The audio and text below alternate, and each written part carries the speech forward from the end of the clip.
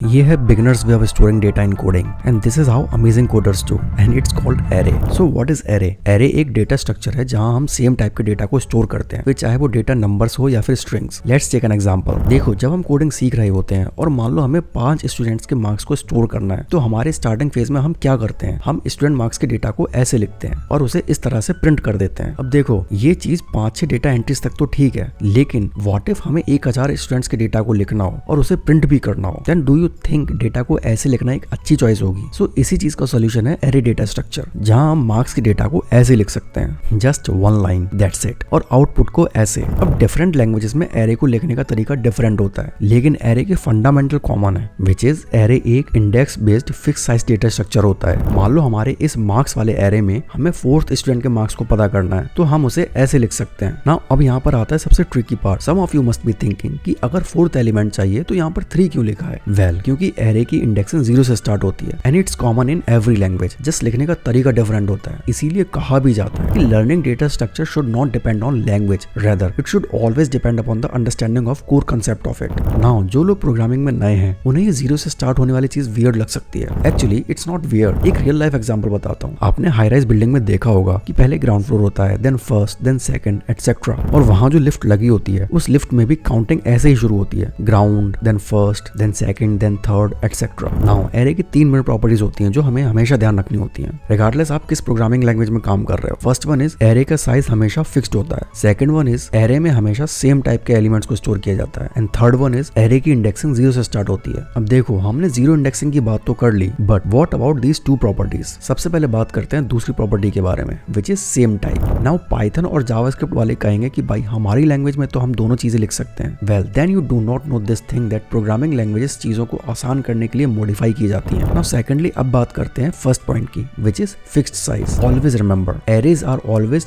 fixed size data structure, and if it's not fixed size, then it's either one of these. जहां under the hood array को manipulate किया जाता है. Now let's learn array को बनाते कैसे हैं. Well, there are some ways we can do it. First one is direct values like this. An array की किसी भी वैल्यू को एक्सेस करने के लिए अपनी प्रोग्रामिंग लैंग्वेज के प्रिंट स्टेटमेंट के साथ array का नाम और उसका इंडेक्स लिख सकते हो. Second one is first declare and then fill values. Now अब इस टाइप में हम पहले array के साइज को फिक्स कर देते हैं, और यहाँ साइज का मतलब होता है कि हम एक एरे में कितने एलिमेंट्स को स्टोर करना अलाउ कर रहे हैं, which we can write as follows in different languages. Now arrays पर या फिर किसी भी डेटा स्ट्रक्चर पर वर्क करने के लिए there are some operations जो हमें जरूर आने चाहिए, जिसमें नंबर 1 एंड मोस्ट इंपोर्टेंट है traversing the array, मतलब एरे के हर एलिमेंट पर पहुंचना और उसे प्रिंट करना. अब ट्रैवर्स करने के 2 तरीके हैं, एक सिंपल फॉर लूप और दूसरा for each loop, which can be written as follows. अब देखो, इस पॉइंट को बहुत ध्यान से समझने की कोशिश करना, because it can improve your DSA solving ability for array based questions. देखो, जब हम नंबर्स प्रिंट कर रहे हैं तो इन दोनों ट्रैवर्सिंग मेथड्स में कोई ज्यादा फर्क नहीं है, they are literally working same, लेकिन कई सिनेरियोज में किसको कब यूज करना है वो बहुत मैटर करता है. फॉर एग्जांपल, आप सिंपल फॉर लूप तब यूज करोगे जब आपको इंडेक्स की जरूरत होगी. मान लो आपको पता करना है कि एलिमेंट किस पोजीशन पर है, या फिर आपको किसी एक स्पेसिफिक इंडेक्स पर कुछ ऑपरेशन परफॉर्म करना है. फॉर एग्जांपल, एरे को रिवर्स करना, या फिर अल्टरनेट एलिमेंट्स को प्रिंट करना, या फिर 2 पॉइंटर प्रॉब्लम्स को सॉल्व करना. On the other hand, for each loop आप तब यूज करोगे जब आपको सिर्फ वैल्यूज से मतलब होगा और ना कि इंडेक्स से. लाइक सभी एलिमेंट्स का सम निकालना है, या फिर एलिमेंट्स का एवरेज कैलकुलेट करना है, या फिर इवन सिंपलेस्ट सभी एलिमेंट्स को प्रिंट करना है. और ये दोनों traversal technique DSA problem solving के लिए बहुत यूजफुल है. अब एरे ट्रैवर्सल आ जाने के बाद you need to know some more basic operations before diving into DSA journey.